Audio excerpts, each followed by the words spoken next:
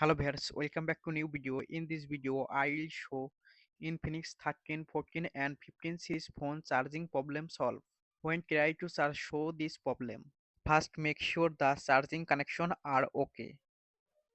Go to phone setting and scroll down. Click on battery and power saving. Tap on charge.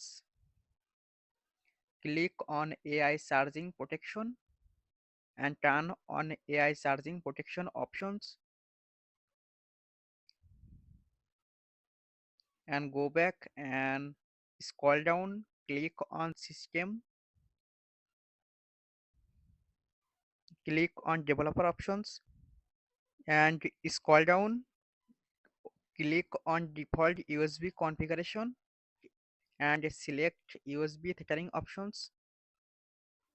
Press on power button